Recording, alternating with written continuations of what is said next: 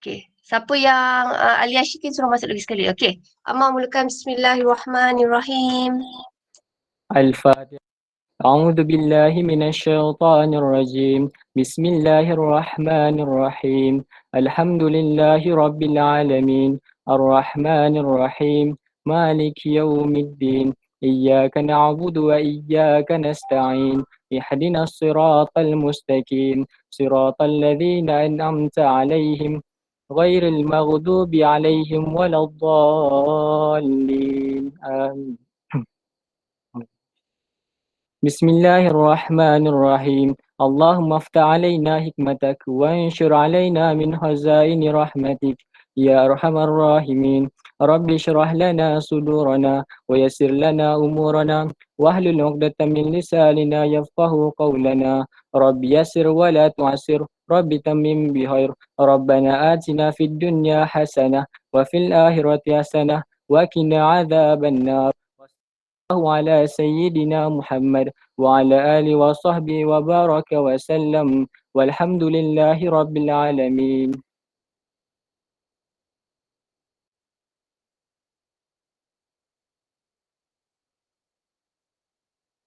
Mai cikgu Mai. Kelas awak ni seronok sebab dia tak susah nak ada yang baca doa. So maksudnya bagi saya Allah tu Maha Adil. Maksud saya kadang kita ada lebih kat sana sikit, kita ada kurang kat tempat lain kan. So basically tak adalah semua orang akan dapat semua kan. So basically macam untuk saya kelas 5 UM dengan 5 UPSI ni dia macam pelengkap. 5 UM okay, dia ada lebih kat situ, dia ada kurang kat sini. Kalau korang pun ada lebih korang. So basically dia balance lah. Alhamdulillah. Alright. So, okay. Objektif kelas tambahan kita ni sebenarnya adalah untuk mempersiapkan korang, untuk sediakan korang adalah untuk menjawab kertas 2 ni tau. So, saya ulang tau, kita nak jawab kertas 2. Sebabnya kertas 2 ni adalah markah yang paling tinggi. Lepas tu, budak yang masuk klinik bio, Amar dah tahulah. Saya dah ajar teknik tu kat dia orang. Okay. So hari objektif kita adalah yang ini. Dan kertas satu ni, sementara saya tengah ingat, bila ada saya tanya cikgu SBP, sebenarnya dia orang buat latih 2B. Saya tak tahu korang larat ke tak larat. Latih 2B adalah 1,000 soalan. So 1,000 soalan, kita estimate kalau kita 40 berapa tu Dam? 1,000 soalan? 12 set ke? 1,000 bagi 40 dapat berapa set Ada berapa Dam? Apanya? 1,000 bagi 40 berapa set? Oh, serius ah? 1,000 soalan bagi 40 lebih kurang dekat 20 set, betul ke? Sekejap. Kalau 10 set, 25. Maksudnya, kalau yelah 25 set. So maksudnya, budak-budak SBP, okay, diorang aim adalah 25 set. Kita boleh tak ni? Kita aim 10 set dululah. Kita cuba 10 set dulu, okay?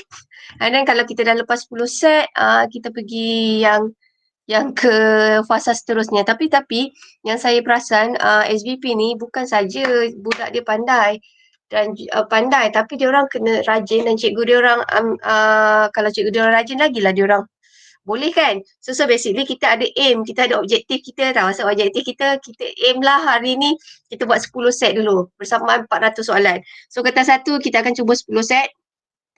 Okay, kertas 2 ni kita akan cuba nak menjawab macam mana nak jawab soalan bahagian A. Bahagian A ni adalah soalan struktur dan satu lagi soalan struktur korang adalah lebih banyak berbanding dulu. Dulu kita ada 6 je soalan, sekarang kita ada 8. Tapi markah dia kecil-kecil. Dia ada baik buruk tau. Markah kecil-kecil untuk saya dia 8 soalan. So maksudnya dia ada banyak topik yang dia boleh tanya. Dan kita punya killer macam korang nak main sukan kan. Kalau nak main bola ke korang dah tahu tim mana yang kuat. Diorang punya kuat tu dekat bahagian mana. Kat bahagian dia punya defense ke kat mana korang mesti dah tahu. Korang dah boleh analisis kan. So basically sama juga dengan kertas 2, biologi ni dia punya killer actually adalah bahagian C. Essay. Sebab essay dia bukan optional macam dulu. Sekarang essay tu do or die, sama ada kita tahu ataupun tidak. Tapi maksud saya kita jangan fokus dulu yang itu. Kita cuba dulu fokus yang 60 markah. Alright. So kertas 3 jangan risau. Kertas 3 ni adalah 15 markah. So basically memang betul kita tak pernah buat amali lagi. Tapi okay, nothing is impossible in this world kan. So kita kena baik sangka je. Saya tengah cuba sedaya upaya untuk husnuzon ni. Sebab saya fikir kalau saya panik kan, saya panik, saya tak dapat apa pun. Kalau saya panik, kan cikgu cuba bayangkan cikgu panik. Dia akan buat budak lagi rasa macam, apa awak rasa kalau cikgu panik? Mestilah awak akan rasa lagi serabut. Macam contohnya kalau saya pergi jumpa doktor, kan? Jumpa doktor. Lepas tu muka doktor tu panik. Awak rasa awak confident tak dengan doktor tu? Mesti awak rasa nak tukar doktor kan. So basically saya cuba nak relax. Wish Luqman masuk ya kan. So saya cuba nak relax, saya fikir husnuzon. Okay, kita buat step satu-satu. Okay, kita objektif, kita buat dulu. Kata kalau tak boleh 25 set, kita mula dulu 10 set. So kita mula dulu dengan minggu depan, seminggu satu set, satu set, satu set. 40 soalan, 40 soalan. Lepas tu kita mula dulu dengan kertas 2. Basically kita tak boleh tunggu buka sekolah, which is kita tak tahu buka sekolah bila kan, so kita teruskan. Now, so bismillah. Now, hari tu soalan sebelum tu saya nak cerita dulu bab 1 tau. Now, dalam bab 1 ni dia tak ada masalah sangat, tapi bab 1 ni sebenarnya dia akan ada banyak dalam bahagian kemahiran. So yang ini ni banyak dekat dalam bahagian amali. Macam buat graf, ni semua adalah bahagian amali, lukisan, keratan satan ni semua adalah amali. Yang ini adalah peraturan keselamatan dalam makmal. So, peraturan keselamatan dalam makmal ni maksudnya kalau kita kata peraturan tu dibina untuk apa? Peraturan tu dibina untuk protect kita. Okay. Alright, so bidang dalam biologi ni kita dah hari tu ada, kita panggil siapa? Abang siapa tu? Abang Zafir masuk tu. Allah, tiba-tiba lupa nama dia. Luqman. Daniel. Daniel. Daniel. Daniel, terima kasih. So Daniel, so bahagian sini kita dah settle ni, dah settle. Alright. So hari ni, okay, kita nak cerita bahan sisa biologi. So bahan sisa biologi ni, ini saya tak nak terang sebab ni tak ada dalam soalan. Cuma kita nak tahu, kita bahagikan bahan-bahan tu ada A, B, C. So kita ada A, tajam. Sekejap, tukar pen. A adalah tajam. Awak ada satu advantage tau. Kelas yang pertama Luqman masuk kan. Kelas pertama, biasanya apa-apa first adalah saya baru nak try tau. Kelas kedua, saya dah belajar daripada yang pertama. So, basically kelas korang lebih teratur sikit. So saya minta maaf dengan kelas 5 UM. So, kita ada kelas A, kelas B, kelas C, kelas D. Now, A, B tajam tak tajam? Kalau saya A, B, kalau A tajam. Saya ingat A, huruf A macam tajam. So, A tajam, B tak tajam. C adalah bangkai, D adalah cecair. Okay. So, ingat cara dia pelupusan dia adalah dia ada cara yang tersendiri. Bukan macam hari tu kita buang katak, kita buang dalam plastik tu, itu tak berapa betul. So, dia ada cara-cara yang betulnya. Okay. So, yang ni awak boleh baca. Okay. Yang saya nak terang adalah yang ini. Now, kemalangan di dalam makmal. So, kemalangan dalam makmal ni katakanlah ada bendalih-bendalih tumpah. Kalau ada bendalih ataupun cecair-cecair tumpah, cecair ni kita boleh pecahkan kepada 2 tau. Satu adalah merkuri, satu lagi adalah cecair lain. Okey, kalau merkuri ni cara dia lain. So awak tengok dekat sini. Ini dia menggunakan pasir. Kalau dia menggunakan pasir, awak tengok kat sini tau. Saya nak cuba terang cara elok sikit. Bismillah. Okey, now nak menguruskan tumpahan ada 2 jenis. Okey, 2 jenis. Satu adalah jenis merkuri. Kalau merkuri, tabur sulfur. Beza dari situ je. Kalau bahan kimia lain, contohnya macam asid pekat ataupun macam alkali pekat, kita tabur pasir. So, awak ingat, merkuri tabur dengan sulfur. Tapi kalau asid, tabur apa? Dengan pasir. So, awak tengok orang ni dia tabur pasir. So, teka, apakah tumpahan ni? Apakah jenis bahan kimia ni? Apakah jenis bahan kimia ni? Contoh bahan kimia. Kononnya orang ni tertumpahkan apa? Dia tertumpahkan apa ni? Contohnya. Wait, ada ke jawab? Sekejap. Korang kan suka chat. Sekejap. Ada yang chat kot. Tak ada. Woi, lagi sekali. Woi, pasir. Contoh. Okay, macam ni tau Dam. Adam saya tak marah hari ni sebab dia tengah serabut kan. Dam, tumpahan ada 2 jenis tau Dam. Kalau tumpahan tu selain daripada merkuri, kita letak pasir. Kalaulah kita tabur dengan sulfur, itu adalah merkuri. So, dalam kes ni, dia tabur apa ni? Dia tabur pasir. So, apakah contoh tumpahan tu? Bayangkan ni Fakrul. Tiba-tiba dia nampak ada cecair tumpah tu kan. So Fakrul letak pasir. So apakah contoh-contoh cecair kimia yang tumpah tu? Bukan merkuri. Merkuri kena letak sulfur. Apakah contoh bahan kimia itu? Weh, korang dah lupa bahan kimia? Asid. Ya, kita kata dia adalah asid pekat. Mentang-mentang lah korang dah lama tak jumpa Mak Mal. Sebab tu saya buat background belakang ni, Mak Mal. Biar korang feel sikit macam sekolah. This is the closest thing yang saya boleh buat untuk korang. Letak background ni, belakang ni, Mak Mal. Supaya korang ingat kat sekolah. Okay. Alright. So contoh-contoh bahan kimia adalah asid pekat ataupun alkali pekat. So, dia punya step, apakah persamaan? Apa-apa tumpah, apakah persamaan? Korang kena buat apa? Kena jerit ke kalau ada benda tumpah, bahan-bahan kimia tumpah, persamaan kalau merkuri dengan asid tumpah, apakah benda sekali, first step sekali yang korang kena buat? Ya, bagi tahu cikgu. Lepas tu dia bayangkan di Fakrul, dia dah bagi tahu cikgu. Lepas tu, katakanlah ni lab assistant, Abang Amir lah. Kan, dia jadikan kawasan tumpahan tu sebagai larangan. So, dia letaklah tip. Jangan lalu situ, jangan lalu situ. Okay. So, first bagi tahu guru. So, keyword dia adalah guru. Maksudnya guru tu buat apa? Kita bagi tahu jap ya. Lepas tu saya ada satu tips tau. Tips ni sebenarnya simple je. Tapi sebenarnya korang boleh guna. Okay. Ini saya dapat daripada sekolah SBP. Okay. Now, apa-apa, ada satu statement panjang, awak ingat keyword je. So, keyword pertama, guru. So, kalau guru awak tahulah, kena bagi tahu. So, step pertama, guru. Step kedua adalah menjadi kawasan tumpahan tu kawasan larangan. So, keyword nombor 2, larangan. So, ayat pertama, keyword guru. Ayat kedua, larangan. Ayat ketiga, kalau sini pasir. Yang sini adalah sulfur. Ayat keempat, sini adalah kaut. Lepas tu, ayat kelima, sini buang. Kaut, buang. So, keyword dia pertama, kalau katakanlah yang tumpah tu asid adalah guru, kawasan tumpahan, sekat pakai pasir, okey, ataupun letak tu dekat pasir, sekat pakai pasir tu kalau dia tumpah kat situ, sekat kat tepi pakai pasir, kaut dan buang. So, itu katakanlah macam asid ataupun alkali. Kalaulah merkuri, sama juga guru, kawasan larangan, tapi yang ni tabur dengan sulfur, and then bagi tahu bomba. So, ini adalah step-step dia. So, kita tengok soalan. Nah, soalan ni macam ni tau. Dia ada kelas kick. Sebenarnya saya nak cakap macam ni. Tapi saya dah agak. Tapi tak apa tau buat. Amal nak buat pun tak apa. Saya okey je Adam. H19 pun boleh. Okay, so sebenarnya saya nak cakap macam ni. Katakanlah kalau kumpulan 1.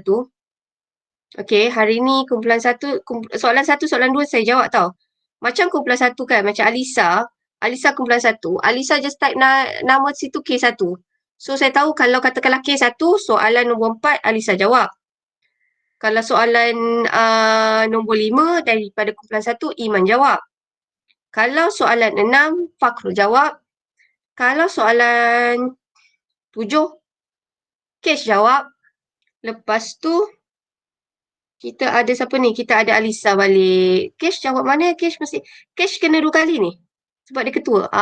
Kesh kena 2 kali. So, kena jawab yang ini. Alright. So basically, saya ulang lagi sekali macam ni. Katakanlah, kumpulan 1 kita ada Kesh. Ya Allah. Kumpulan 1 kita ada Kesh, Alisa, Iman dan juga Fakrul. Ada lagi satu tak? Zip. Dah conteng dah ni. Fakrul. Katakanlah Fakrul paling last ke ahli member dekat dalam kumpulan Kesh? 4 je Fakrul. Ada 4 je. So yang 4 ni semua kalau boleh korang pakai slide yang sama. Maksudnya slide tu adalah K1. Tapi kalau Cash nak jawab pakai kertas sendiri pun saya tak ada masalah sebab saya tinggal tekan je sebab dia pakai kelas kick ni saya senang. Sebenarnya korang saya akan bagi buku tapi buku tak sampai. Saya nanti kalau saya sampai saya letak kat postcard korang tulis ni. Sebabnya saya rasa nak tak nak korang kena tulis lah. Saya tak boleh lah yang macam ni. Saya rasa macam benda ni paperless bagus tapi masalahnya saya kena suruh korang tulis sebabnya SPM korang bukan boleh type. korang kena tulis juga. So basically buku akan sampai minggu depan. Nanti saya letak dekat postcard. Saya fikir macam mana nak bagi kat korang. Okay, now kita jawab dulu soalan. Okay, so saya nak ambil kertas apa ni? Cash, Mecha. Semua letak nama ni ha. Okay, saya ambil paling atas gambar Adam. Okay, now so tadi nyatakan, okay. Now, sebelum tu, yang ini adalah cikgu daripada SVP ajar saya. Ini adalah cikgu-cikgu lama ajar. Dia kata kalau apa-apa nak jawab soalan, especially kertas 2, okay, soalan struktur, dia kenakan satu tips namanya adalah satu. Ingat tahu? Kita pakai satu. Ama, apa tu satu? Hari tu kita dah belajar kat klinik. Apakah itu satu? Ya. Syazwani ni siapa?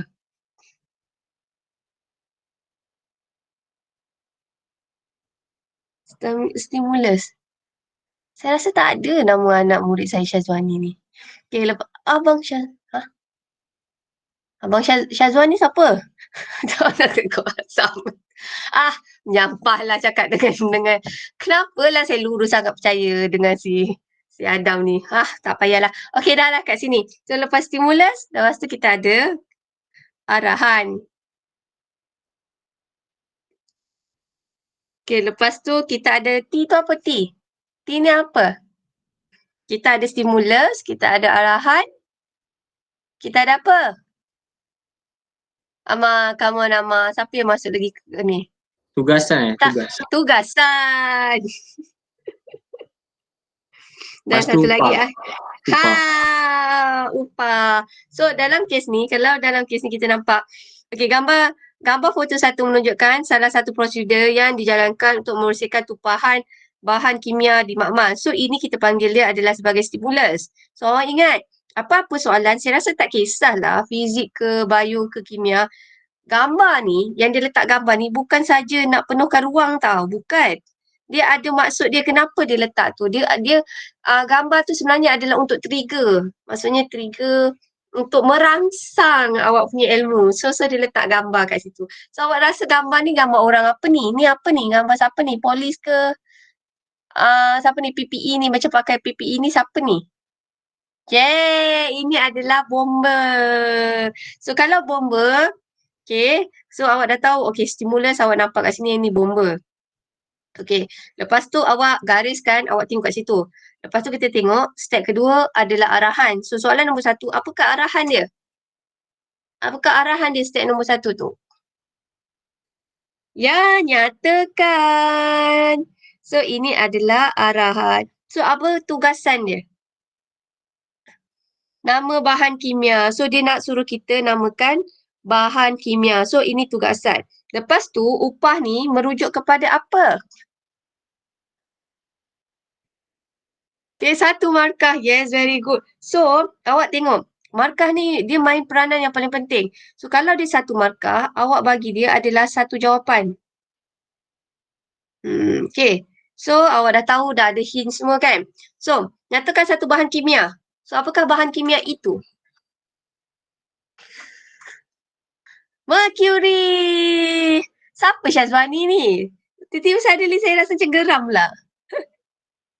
Sebab dia boleh jawab semua. Mercury. Okay. Now, senaraikan langkah-langkah. Tengok. Okay. Okay, dalam kes ni apakah dia punya arahan? Arahan dia yang mana satu? Manakah satu dia punya arahan? Stimulus dia masih lagi ke atas. Arahan dia senaraikan. Yes. So, arahan adalah senaraikan. So, ini arahan. So, tugasannya adalah langkah-langkah menguruskan tumpahan bahan kimia. So, ini adalah tugasan. So, awak tengok dekat sini, dia ada berapa markah? Dia ada 4. So, kalau dia ada 4 markah, berapa poinkah yang patut ada dalam statement atas tu? 4 poin. Misteri betul Atirah ni kan? 4 poin. Okay, so tadi, apakah step yang pertama tadi? Kalau tiba-tiba kan Adam main-main, dia ambil termometer saya, dia buat main pedang dengan Amar, tiba-tiba mercury saya pecah. So apa korang first kena buat? Yes, bagi tahu cikgu. Okay. So, mula bagi tahu saya. So, guru kan keyword dia. Bagi tahu ke, tengok bahasa Melayu saya pun dah ikut. Maklumkan guru bagi tahu je lah. Tak apa bahasa Melayu saya. Bagi tahu guru. Okay, step kedua, apa? Tadi keyword dia, kita kata keyword dia guru. Lepas guru apa? Kawasan larangan. Macam mana nak buat? Buat kawasan larangan. Yes, very good. Buat kawasan larangan. Larangan. Keyword nombor 3 tadi saya rasa adalah sulfur. So, nak buat apa dengan sulfur tu? Buat kawasan larangan. Step nombor 3. Yeay! Tabur pula. Tabur serbuk sulfur. Tabur serbuk sulfur. Lepas tu nombor 4. Yes! Hubungi. Oh, bagus Iman Nina bahasa Melayu dia. Siapa Cikgu BM? Hai, Fakrul. Awak ni. Okay, cuba jawab macam skema. Macam Hazikah tu kan. Hubungi bomba. Alright. Saya ada rasa takut sebab tu kan. Saya nak awak tulis tau. Sebab nanti kan korang kan dah lama tak menulis kan. Lepas tu selalu main game kan. Biasa main game kan korang main bahasa rojak kan. And then suddenly nanti bila korang jawab periksa kan. Korang dah terbiasa guna bahasa rojak tu. Dah tak boleh nak beza reality dengan fantasi tu. Dah susah sikit. Now, so dekat sini. Okay, yang ini saya nak cepat tahu. Mengapa itu adalah arahan. So, kat sini apakah tugasan dia? Arahan tak susah. Dia ayat kat depan tu kata itu adalah arahan. Tugasan dia, keyword dia kat sini. Apakah tugasan dia? Yes, prosedur khas. Untuk apa? Membersihkan tumpahan minyak. Tumpahan bahan kimia. Kenapa kita kalau mercury tumpah kena letak sulfur and then kena panggil bomba? Why? Apakah kepentingan langkah-langkah ini semua? Untuk apa sebenarnya? Semua peraturan yang dicipta ni sebenarnya untuk apa? Untuk, keselamatan untuk siapa? Untuk siapa? Kerana keselamatan, menjaga keselamatan. Pandai pun Fakrul. Dah cantik dah bahasa dia. Okay. Kerana penting untuk menjaga keselamatan. Kerana penting untuk menjaga keselamatan. Alright. So, tengok katakanlah kalau kat sini, kalaulah you guys perasan dekat sini, ini adalah untuk menjaga keselamatan.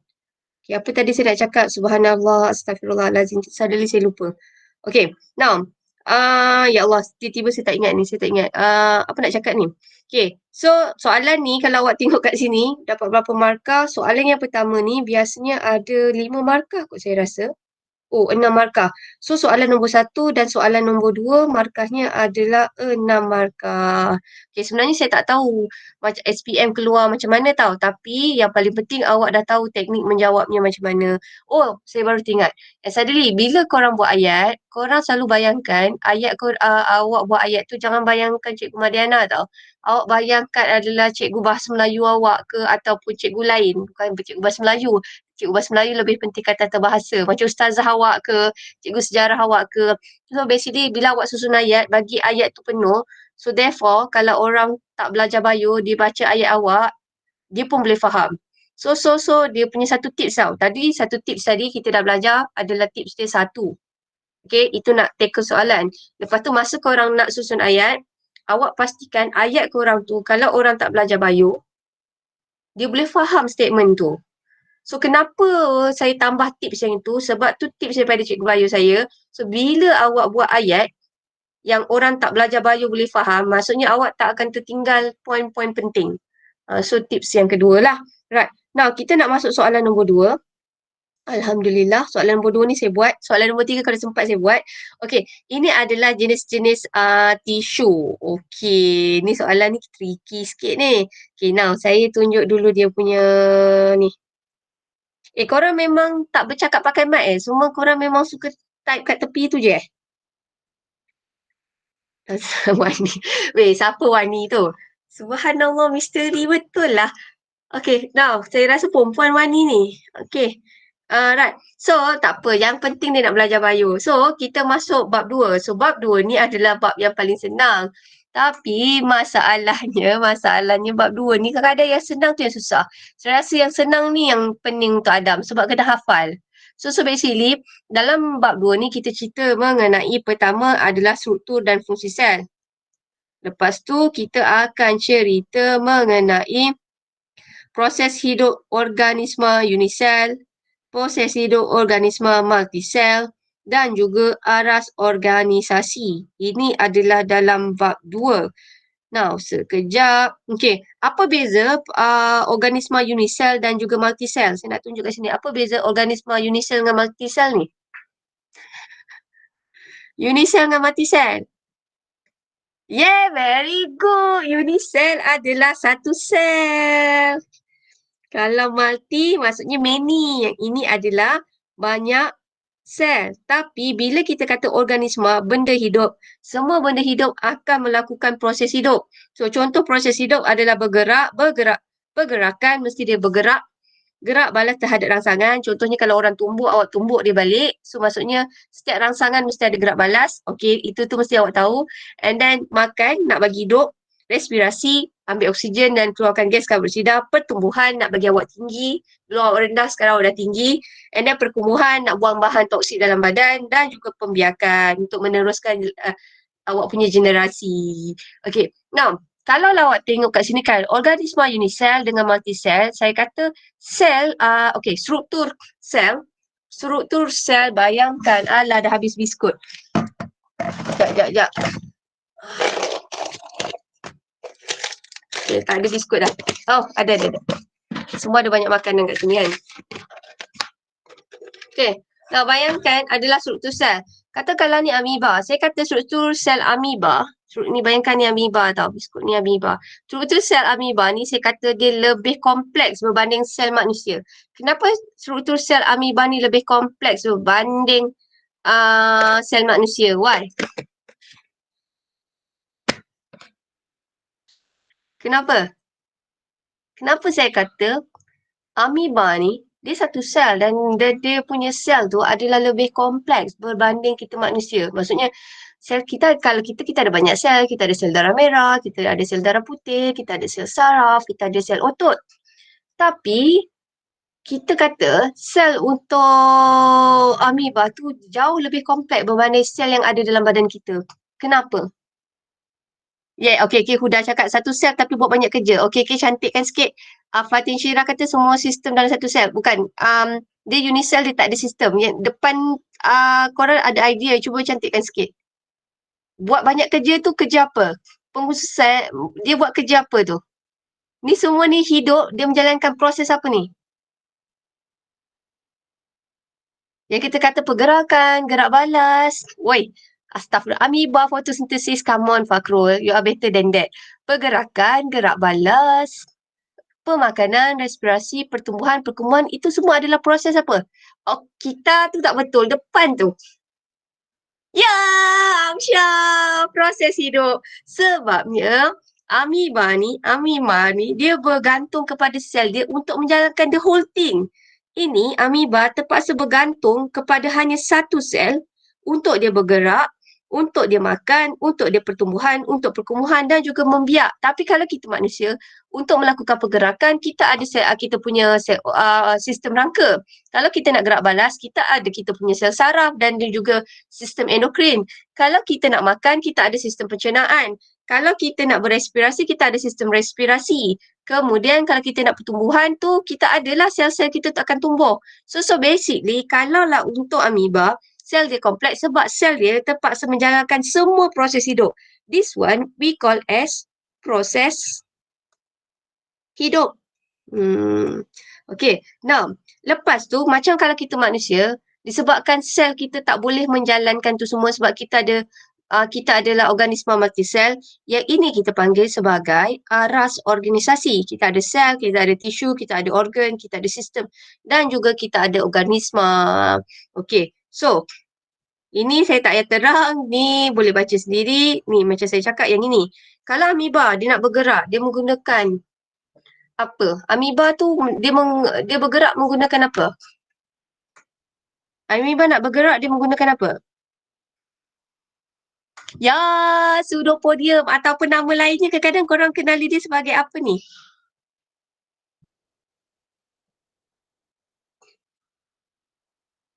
Sesungut weh, kaki palsu. Terima kasih.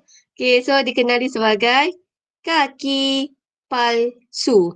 Nak berespirasi untuk mengambil oksigen, saya ambil tahu dia ada persamaan.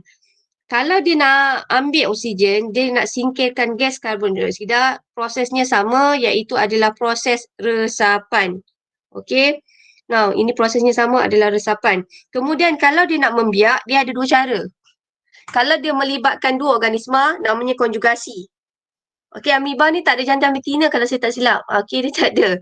Okey. So, kalau dia membiak secara aseks, dia seorang. Dia patahkan boleh jadi baru. Okey. Dia membiak ada dua cara. Satu berbelahan ada dua, satu adalah hasilkan spora. Bila masa dia hasilkan spora? Kenapa dia hasilkan spora? Pembiakan aseks dia ada dua. Satu adalah belahan ada dua. Patahkan Adam, pak, jadi dua amoeba. Satu lagi adalah menghasilkan spora. Kenapa dia punya aseks tu dia boleh menghasilkan spora? Bila masa dia hasilkan spora tu?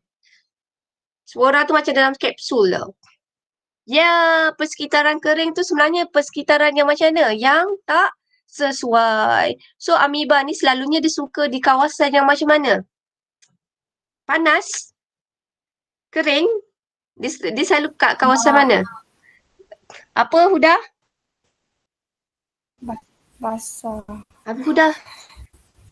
Lembab. Saraf? Basah baik. Lembab! Yang kawasan air. Alright. So, satu lagi, amoeba ni cara dia bergerak menggunakan pseudopodium. Lepas tu dia cernakan makanan. Sama juga kalau pencernaan dia menggunakan enzim. Dalam kes ni, nama enzim dia adalah lysozim. Okay, yang ini you guys boleh baca sendiri. Ni semua ada dalam buku teks awak. Ni yang saya kata. Okay, manusia ni dia punya sel adalah mengalami pengususan. Maksudnya, kalaulah, okay, ingat, ini bayangkan ni sperma. Nampak tak? Sperma, ini ovum. Sperma, ovum. Sperma dating dengan ovum, apakah nama proses tu?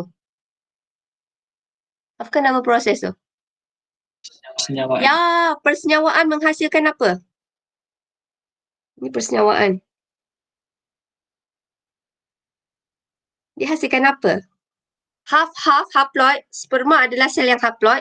Ovum hasilkan juga haploid. Dia akan bergabung menjadi satu sel yang diploid. Satu sel yang kita kenali sebagai apa? Ya, bagus Syazwani. Kita panggil dia sebagai zygote. So, zygote ni akan mengalami mitosis, membentuk sekumpulan sel yang dikenali sebagai, ingat tak perkembangan? Kalau awak tak ingat saya ajar tahun lepas masa korang belajar tingkatan 1, ingat tak cikgu ajar lepas sperma dating dengan ovum, dia jadi zygote. Zygote tu dia akan mengalami mitosis jadi banyak-banyak sel. Dia akan membentuk apa yang kalau ustazah kata seketul darah merah semua tu. Apa benda tu? Zygote dia akan ni apa? Dia macam kalau dalam bentuk, kita tak panggil dia fetus tau. Kita bukan, fetus tu bezanya fetus dah jadi macam budak. Fetus tu dah jadi ada rupa. Ini macam alien, macam dalam kandungan tu dalam bentuk alien. Maksudnya dia kurang daripada 2 bulan, kalau kurang daripada 3 bulan. Kalau perempuan tu pregnant, kurang daripada 3 bulan. Ya, embryo. Terima kasih Amsha. Jawapannya adalah embryo. So, embryo ni sebenarnya bezanya dengan fetus. Fetus ni dah ada rupa. Kalaulah embryo, dia adalah sel dia semua serupa. Ni semua embryo adalah sel yang serupa. Sebab tu ada Saya tak ingat saya ajar awak ke. Ada satu term namanya adalah embryonic stem cell. Saya rasa macam saya dah ajar awak tapi awak tak ingat langsung ke. Embryonic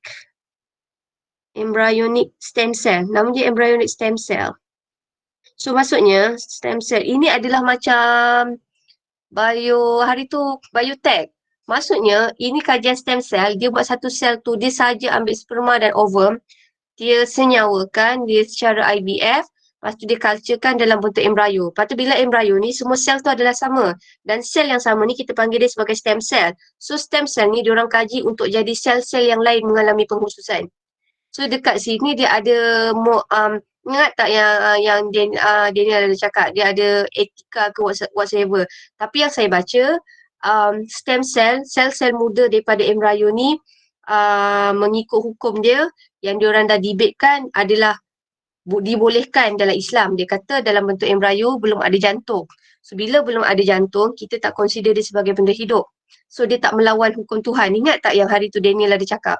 Kalau dia against macam kita nak jadi Tuhan, benda tu tak boleh. So dalam kes ni, dia orang kata embryo ni boleh diterima. Maksudnya dia saja saintis tu dia culture dalam bentuk embryo. And then daripada embryo tu nanti, sel tu, embryo tu akan diubah menjadi sel-sel apa yang rosak kat orang tu. Okay, so kalau lah dari segi agama Islam, okay, dia tak menyalahi moral sebab yang saya baca dalam bentuk embryo dia belum jadi jantung. Belum ada jantung. Maksudnya kalau dia dah jadi fetus, dia dah ada jantung tau. Ini maksudnya embryo yang belum ada jantung lagi tau. Tapi embryo akan ada jantung lepas 2 bulan. Tapi ini sebelum 2 bulan. So dalam keadaan sel-selnya yang sama tu, selagi dia belum ada jantung, kita tak panggil dia sebagai benda hidup. Okay. So bila daripada embryo jadi fetus ni dia jadi orang. Dah jadi jantung. So bila kat sini, sel tu dah mengalami pengkhususan lah. So maksudnya pengkhususan, saya tak tahu macam mana saya nak tulis cantik pengkhususan. So dia dah ada sel saraf, baby tu dah ada sel saraf, dah ada sel epithelium, sperma tak adalah, sel darah merah dan juga sel darah putih dan juga sel otot. Okay, now sel manusia ni kita boleh pecahkan kepada 4. Yang ni hari tu budak klinik dah tahu, so saya terang lagi sekali nak bagi awak senang lagi ingat. Okay. Nak ingat tisu haiwan, H haiwan, hakimi. Okay, H tisu haiwan. Awak ingat peso, haiwan, peso. Peso ni mata wang negara mana? Saya macam pernah dengar. Peso. So, peso tu adalah penghubung. Lepas tu epithelium. Lepas tu kita ada saraf. Dan juga kita ada otot. Awak nampak epithelium je, dia mesti lapisan paling luar. So paling luar namanya adalah epithelium. Penghubung awak banyak jumpa kat mana? Dekat sendi.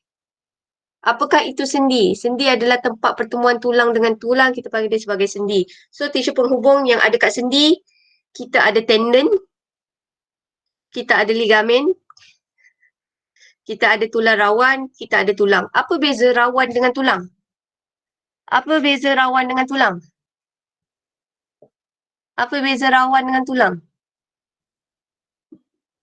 Kalau persamaannya, rawan dengan tulang ni adalah tisu penghubung. Tapi rawan tu yang mana? Kalau lah saya kata contoh-contoh tulang yang ada, tulang rawan. Kat mana tulang rawan awak?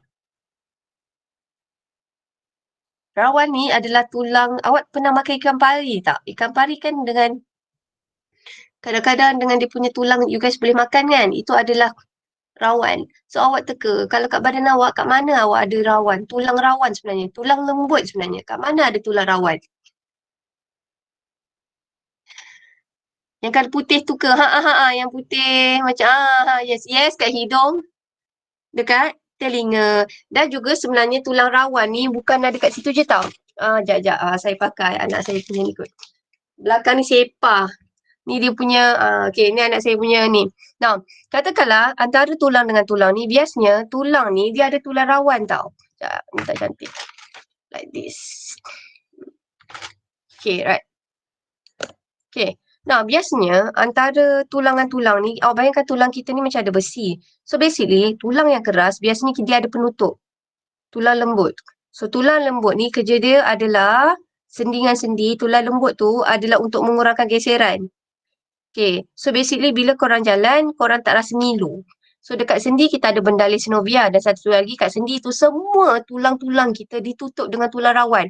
Korang pernah makan ayam KFC kan? Kadang-kadang korang suka gigit-gigit yang bahagian putih tu. Perasan tak? So semua tulang sebenarnya penutup ending dia mesti ada tulang rawan. So tulang rawan ni kita panggil dia sebagai tisu penghubung. Okay? So tisu penghubung kita awak ingat yang ada banyak dekat sendi. Saya ulang tau, tisu penghubung awak jumpa banyak dekat sendi. Apakah itu sendi? Sendi adalah tempat dating. Tempat dating antara tulang dengan tulang. Katakanlah kalau katakanlah Amar suka dating dekat mana? Amar suka dating dekat ada KFC. So itu tempat dating dia lah. So katakanlah kalau sendi tu apa? Sendi tu tempat dating antara tulang dengan tulang. Tapi janganlah jawab prediksi tempat dating, okay? So, katakanlah gitu. Alright? So, dekat sendi tu awak boleh jumpa lebih kurang 4 tisu penghubung. Iaitu kita ada tendon, lepas tu kita ada ligamen, kemudian kita ada tulang rawan dan juga kita ada tulang. Dan satu lagi saya nak tambah, actually adalah darah. Bila kita kata darah ni dia merangkumi sel darah merah, dia merangkumi platelet dan juga merangkumi sel darah putih. So, soalan saya, apakah fungsi sel darah putih? Apakah fungsi sel darah putih? Apakah fungsi sel darah putih? Pantang Adam ni. Cerita pasal ni. Adam, awak tengah single ke? Amar cekkan satu lah. Okay. Kesan berdesing. Kesan berdesing tu apa? Okay, kejap. Soalan saya. Apakah fungsi sel darah putih? Sel darah kita ada 3 jenis tau. Kita ada sel darah merah, kita ada sel darah putih dan juga kita ada sel darah merah, sel darah putih dan satu lagi kita ada platelet.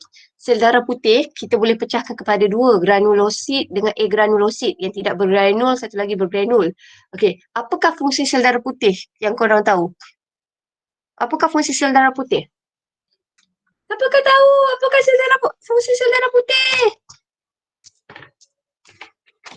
Bunuh bakteria. Yes, very good. Baguslah Amsyah. Kalau saya kata platelet, apakah fungsi platelet? Apakah fungsi platelet? Platelet pernah dengar tak platelet? Kalau biasanya orang yang demam yang kena gigit jamuk, demam denggi. Dia kata dia tengok bacaan platelet. So platelet ni penting untuk proses apa? Platelet ni penting untuk proses apa? Pernah dengar tak? Yeah! Pembekuan darah! Ya, Alhamdulillah. So, nampak tak? Tajuk satu ni boleh masuk bab-bab sebelum-sebelum ni. Okay. So, pandai pun. So, sekarang kita tengok kat situ pula. Otot licin. Otot licin ni awak ingat kardium, KLR. Kita ada kardium, kita ada otot licin, kita ada otot rangka. So, ingat kalau kardium je jantung. Kardium memang jantung, cardiac arrest. Jantung. Otot licin adalah untuk tidak balas peluang kawal. Contohnya macam peristalsis ni kat mana? Peristalsis ni kat mana? Kat mana pernah jumpa peristalsis ni? Pernah dengar kan? Duodenum. Tekak tu. Tapi bukan tekak. Tekak, yes. Syazwani, hebatnya. So, dekat esophagus. So, dekat tekak kita ada 2 salur. Satu adalah salur makan, satu lagi adalah salur bernafas. So, yang makan tu kita panggil dia esophagus. So, esophagus tu ada otot licin. Sebab tu dia boleh kembang kecut. Kembang kecut dia boleh paksa makanan ke bawah. So, itu adalah tindakan luar kawal. Kalau tindakan terkawal, contoh macam sekarang. Korang tengah nak tulis ke apa, itu tindakan terkawal. Now, tindakan terkawal, okay, ia melibatkan otot rangka. Otot rangka ni adalah satu otot, dia tak boleh single. Dia mesti kena ada partner. Tapi partner dia bukan partner untuk apa? Partner untuk gaduh. Maksud saya kalau otot rangka ni, dia mesti ada partner. Partner tu mesti berlawanan. Kalau satu mengecut, satu mengendur. So, apakah nama otot rangka yang ada dekat tangan kita? Kalau orang nak tunjukkan dia punya muscle dia kat tangan tu, kat lengan tu. Dia ada 2. So, ingat otot rangka ni memang tak boleh single. Memang ada orang memang tak boleh single. Dia mesti ada partner. So, contohnya adalah otot rangka. So, otot rangka ni memang ada 2. Cuma dia orang tu berlawanan. Kalau satu mengecut, satu mengendur. Yes, bicep. Satu lagi? Atas tu bicep, bawah? Yang nak tunjuk bicep, tunjuk bicep. Yeah, bawah adalah tricep. Very good. So, ingat, otot rangka ni menghasilkan pergerakan dan biasanya dia berpasangan. So, dia berpasangan tu, berpasangan, sifat dia tu antagonistik. Macam kalau korang dengan girlfriend korang asyik gaduh je, tapi itu sebenarnya kalau orang tengok rasa macam serabut je, tapi itu cara korang berkomunikasi. So itu kita panggil dia sebagai antagonistik. Alright. So, awak tengok tisu tumbuhan pula. Tisu tumbuhan awak ingat TMK. Okay, TMK. So, kita ada meristem. Kita ada kekal. Meristem, awak ingat meristem. M, muda. Mitosis. Okay. So, kalau ada muda, adalah yang tua. So, yang tua tu kita panggil dia sebagai kekal. So, tisu muda ada dua. Dia tengok lokasi. Kalau dia ada ke atas, hujung, atas dan bawah, kita panggil dia sebagai apex. Kalau dia mitosis tu ke tepi, kita panggil dia sebagai sisi. So, apex atas dan bawah. Kalaulah sisi, dia ke tepi. Tapi apakah persamaan antara meristem apex dan meristem sisi? Soalan saya. Tisu meristem terbahagi kepada dua bergantung kepada lokasi. Kalau yang bahagian atas dan bawah, kita panggil apex. Kalau di tepi, kita panggil dia adalah sebagai sisi. Apakah persamaan antara tisu meristem apex dan juga meristem sisi? Ataupun lateral? Apakah persamaan antara dua tisu tu? Apakah persamaannya? Ada klorofil? Tak juga. Dia menjalani, ya, Syah, dia menjalani mitosis. Very good. So, bila yang muda tu nanti, dia akan jadi yang tua. So, yang tua ni, kita panggil dia sebagai kekal. Dia kekal muda, dia kekal lah. So, kekal ni kita boleh ambil dia kekal, kita boleh ambil dia ever. Forever, ever, kekal. So, kita ada E, V, A. So, epidermis, dia sama macam epithelium juga, paling luar. Lepas tu V awak ingat vaskular. Kalau vaskular sahaja awak mesti ingat dia mesti melibatkan kembar taksir iras macam Adam dengan Ama. Dia mesti ada phloem dan xylem. So awak ingat vaskular mesti FX. Lepas tu asas dia ada dua yang nama semua macam nama sama je kat belakang tu. So nama dia adalah parenchyma, sclerenchyma dan juga cholenchyma ataupun dulu saya ingatkan pakcik saya kaca. Alright. So, ini adalah untuk tisu tumbuhan. Tapi ada tisu tumbuhan yang telah mengalami pengkhususan. Contohnya adalah macam sel mesofil palisad. Sel mesofil palisad yang ada kat daun yang rapatkan saf. Maksudnya atas tu epidermis. Lepas tu kat daun tu yang ada rapatkan saf tu dia rapat sangat. Itu kita panggil dia sebagai palisad. Kalau bawah tu dia loose, longgar. Kita panggil dia sebagai mesofil berspan. Lepas tu kita ada sel pengawal. Sel pengawal ni juga sebenarnya sel epidermis. Kenapa? Sebab sel pengawal korang boleh jumpa kat mana sel pengawal? You guys boleh jumpa sel pengawal kat mana? Dia mengawal stoma. So korang boleh jumpa sel pengawal. Okay, saya bagi soalan saya lagi cantik sikit. Sel pengawal kita boleh jumpa dekat bahagian atas daun atau bawah daun? Yes, very good. Okay, terima kasih Razi. Dia Huda, terima kasih. Dia letak dekat bawah daun. Dan juga sel pengawal ni juga kita kenali dia sebagai sel epidermis yang telah menjalani perubahan. Okay, now sel akar rambut ni juga, okay, teka. Sel akar rambut ni, awak teka tau, sel akar rambut ni, tadi saya kata, tisu tumbuhan yang kekal saya boleh pecahkan kepada 3 EVA. Saya ada asas, saya ada vaskular, saya ada epidermis. Awak teka, sel akar rambut termasuk yang mana satu? Dia masuk asas ke, dia masuk vaskular ke, ataupun dia masuk epidermis? Epidermis kot. Yes, hebat! Epidermis. Kenapa dia letak epidermis? Kenapa dia epidermis? Sebab dia dekat lapisan paling luar. Very good Syazwani Atira. Okay, dia letak paling luar. Tapi epidermis ni telah mengalami pengubahsuaian. Dengan cara apa? Dia ada satu ciri dia, dia mempunyai unjuran panjang. Faktanya, explanation dia kenapa ada unjuran panjang? Sebab untuk menambahkan luas permukaan untuk penyerapan air dan garam mineral. Alright.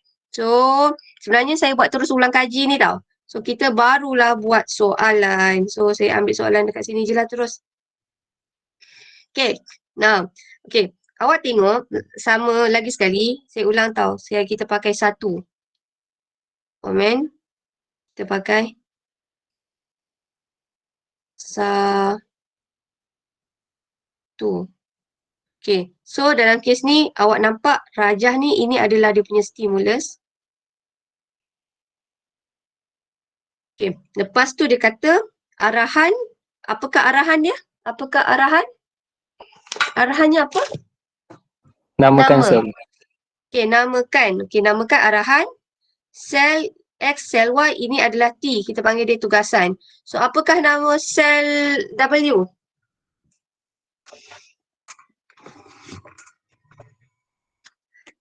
Apakah nama sel W? Sel darah. Darah kita ada 3 jenis. Nak yang mana satu tu Hazikah? Kalau yang ni, sel darah mana satu teka? Sel darah kita ada 2 jenis lah. Okay. Sel darah merah dengan sel darah putih. So, awak nak yang mana? Ya, yang ini adalah sel darah putih. Kenapa bukan sel darah merah?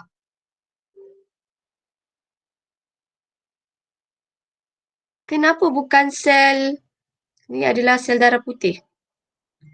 Kenapa bukan sel darah merah? Kenapa sel darah merah tak sesuai?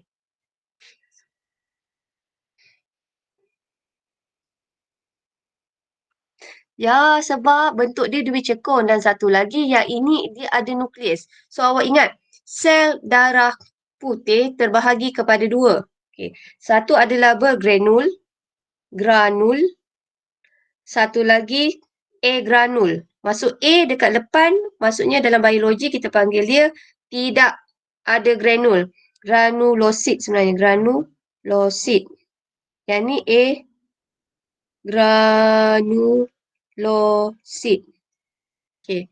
Now, granulosit ni kita ada, awak ingat kalau bergranul, yang ni macam ada, awak nampak tak dia macam ada jerawat, dia tak smooth. Ni kita panggil dia bergranul.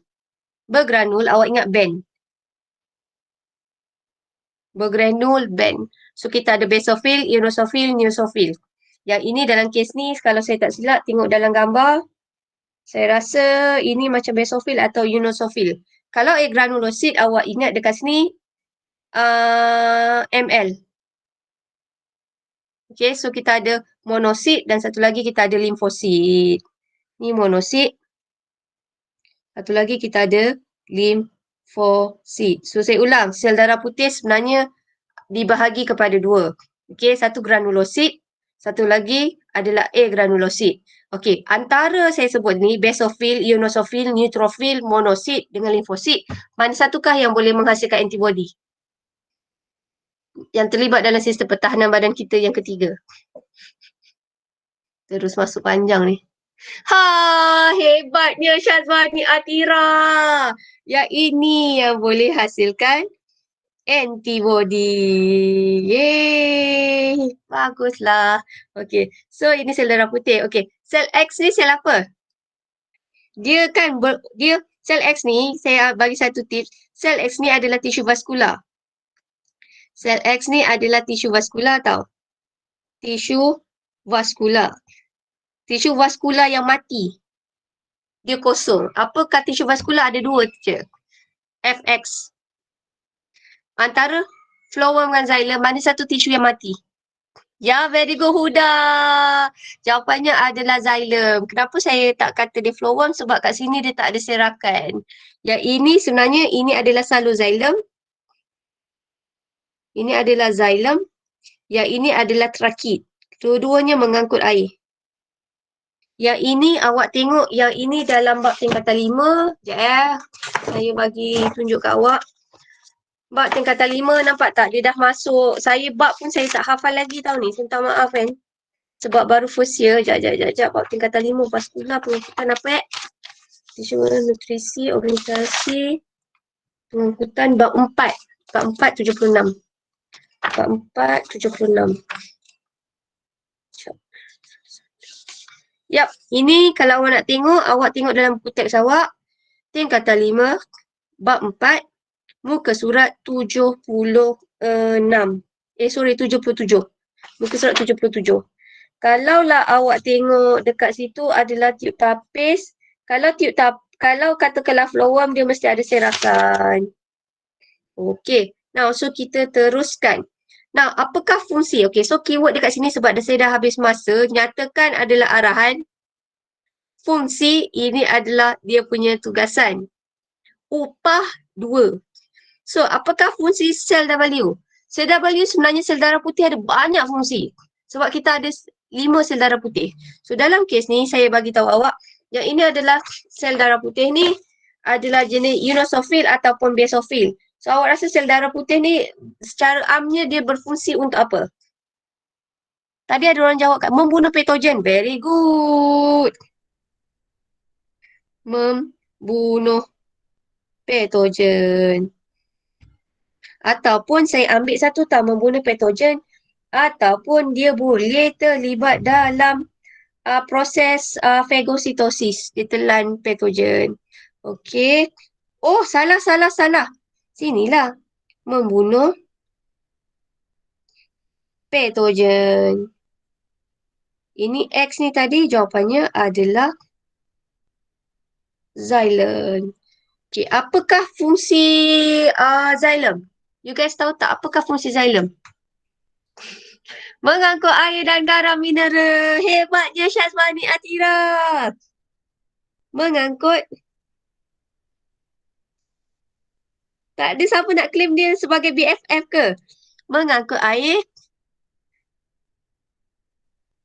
dan garam mineral. Okay, now tengok Okay, ini awak ingat tak pesan saya dulu? Kalau saya kata terang, biasanya awak ambil terang, facts, tambah explanation. So, dalam kes ni, terang ni ini adalah arahan. Satu ciri, tengok ciri tisu W membantu penyerapan air. Ciri ini kita panggil dia adalah sebagai tugasan. Tugasannya. Dan kita upah dia ada 2, maksudnya kena 2 markah. So, apakah ciri dia tadi? Apakah ciri dia tadi? Yang kita tunjuk kat nota tu tadi, apakah ciri sel ni? Ini adalah sel akar ni. Sel akar rambut. So, daripada sini, ciri ni benda yang korang nampak. Ni apa ni? Ciri is something yang kita nampak. Okay, ciri apa? Apa yang kita nampak? Contoh ciri saya boleh cakap ciri Amar, dia pakai t-shirt warna pink. Tu saya nampak. Saya tak boleh kata ciri Amar suka, katalah Amar suka aiskrim. Saya tak boleh sebab saya tak nampak. So, ciri something yang boleh nampak. Katakanlah apa ciri Cik Madena, dia pakai tudung warna hitam. Katakanlah. So, itu benda yang kita nampak. So, kat sini, apakah ciri tisu sel akar rambut yang awak nampak? Yes, very good, Ain. Akhirnya Ain. Okay. Alright, so dia ada, fakta dia pertama adalah ada unjuran panjang. Ada unjuran panjang. Kenapa dia mesti ada unjuran panjang? So, explanation ni fakta dia tau. Yang Ain bagi kat saya ni, ini adalah fakta. Ni F dia. Facts. Explanationnya. Kenapa? Untuk apa? Ada unjuran panjang tu untuk apa? Yes, very good, Ain. Untuk menambah. Okey, sekejap. Untuk menambah luas permukaan. Saya tambah fakta dia tau. Permukaan. Okey, menambah luas permukaan untuk menyerap lebih banyak air dan mineral. Alhamdulillah, kita dah siap dah soal kelas kita untuk hari ini. So tadi, apakah yang kita dah belajar hari ini untuk dalam cara-cara untuk menjawab soalan struktur? Apa tadi yang kita dah belajar tadi? Cara dia macam mana? Yes, kita ada 1. So, S tu apa tadi lagi sekali? Stimulus, very good. Lepas tu, arahan. Ni awak pakai laptop ke ni? Arahan lajunya. Arahan. Lepas tu kita ada tugasan laptop ni. Tugasan sistur. Lagi satu. Yeay! Upah! Tahniah. So basically korang boleh tak gunakan tips ni untuk cara awak menjawab. So soalan tu lagi sekali awak pakai kelas kik. Saya tak kisah. Kalau pakai kumpulan ni lagi bagus. Kalau tak, tak apa. Kalau Adam nak jawab, Adam jawab. Sebab semua tu saya tahu Adam punya dekat bahagian mana. So saya ada tulis nama kat situ. So basically awak just type kat sini. Sebelum tu saya nak tanya, kalau kita pakai kelas kik dia untuk orang yang lain macam naik turun macam roller coaster, senang tak nak buka? Senang tak? Okey tak nak type-type ni? Ni. Boleh tak? Okay, so saya rasa boleh kot. Okay, saya kesian dekat Iman ni, Nurul Iman ni. Line dia tak bagus kot. Naik turun. Macam kejap masuk, kejap keluar. So basically yang kejap masuk, kejap keluar tu tak apa. Awak tengok video ni. So saya ulang lagi sekali. Okay, akhir sekali saya ulang. Okay, minggu depan kita akan bincangkan soalan 3 sampai soalan 7. Okay, kalau boleh korang jawab sendiri. Boleh tengok buku. Tapi awak jawab sendiri sebab saya nak tahu macam mana korang jawab soalan tu boleh dapat full marks tak. Sebab saya minta maaf, saya betul-betul minta maaf. Saya maybe tak boleh nak tanda sebab korang ada 55 orang belum masuk form 4. Maybe saya tak mampu nak tanda satu set, the whole set ni. Soalan maksudnya saya tak mampu nak tanda. Kalau cash nak buat saya tanda. Kalau cash maksud saya siapa rajin nak saya tanda semua boleh. Tapi kalau 55 ni nak tanda ni saya takut saya tak sempat. Tapinya saya nak tahu awak punya kemahiran menulis kertas 2. So basically saya bagi awak satu orang satu tugasan. Dan satu lagi saya takut korang busy dengan subjek lain. Banyak homework tak? You guys ada banyak homework tak? Bolehlah tahan. Okey, Amsyah. Amsyah cakap saya percaya. Okey. Sebab saya rasa Amsyah jenis buat homework kot. Okay, so dia tahu. Yelah, Amsyah, dia layan homework. So basically, awak ingat macam ni je. Kalau kumpulan 1, buka je slide K1. Kalau kumpulan 2, type je K2. So basically, tapi yang paling penting tak kisahlah. Kalau Cash nak jawab sendiri, Adam nak jawab sendiri pun saya tak kisah. Yang paling penting saya tahu benda tu ada dan saya boleh tanda untuk awak semua. So, kalau awak ada masalah, bolehlah PM saya. So, do you have any question? Amsyah okey tak? Saya sebenarnya ada satu lagi tugasan tapi saya nak biarkan dulu. Saya rasa serabut untuk korang. Saya nak bagi korang enjoy the weekend dulu. Saya ada tugasan kat awak tapi saya nak bagi dia hari Isnin. Saya tak nak bagi tahu hari ni dulu sebab saya rasa kesian kat awak. Okay? Dah? Do you have any question tengah dalam room tu apa? Okay, ada soalan? Okay, saya nampak macam ramai yang dah boleh jawab. Thank you. Macam Hazika, Alhamdulillah saya tengok Hazika punya. Hazika, baguslah Hazika. Saya harap Hazika tolong forever rajin lah sebab dia yang dah jawab soalan. Sekejap saya tengok Hazika dah jawab soalan tau. Tunjuk Sekejap, Hazika nombor berapa? Soalan 7 ke? Sekejap Hazika. Okay, soalan 7 ni. Sekejap, Hazika ada yang dah jawab. Okay, Hazika dah jawab. So basically awak boleh je jawab macam ni. Kalau macam ni proses ni mitosis, this one is betul. Menghasilkan sebaru. Macam tu lah. So nampak Hazika dia dah smart lah. Nyatakan kepentingan. Ni adalah arahan. Ini adalah tugasan. Dia tahu sini 1 markah. So dia bagi 1 point. So which is dapat 1 markah. So yang lain semua boleh buat macam tu. So do you have any question? Ni belum jawab Hazika nanti jawab. Okay? Alamak. Do you have any question? Tak ada kan? Okay, saya ucapkan terima kasih kepada awak for joining the class. Semoga ada ilmu yang berkat untuk hari ni. So, thank you so much guys. Okay, sekejap ya. Okay. Okay, sekejap. Sebelum korang pergi, saya kena buat poll sebab saya kena tahu tahap korang faham. Saya ada satu saya suka poll, saya tak nak shot sendiri. Faham tak? Kefahaman hari ni. Yang ni satu lagi poll ni dia adalah kefahaman hari ini. Dia adalah anonymous misteri kefahaman hari ini. Okay, so saya letak tak kalah. Tak apalah, saya cuba letak 39 hingga 40. 41 hingga 59. Tambah sekejap. 59 sampai 79. Saya tambah last sekali. 80 sampai 100. 80 sampai 90 kot. 90. Ini adalah sekejap ya. 91 hingga 100. Ini kan korang jawab dengan jujur tau. Bismillahirrahmanirrahim. Launch.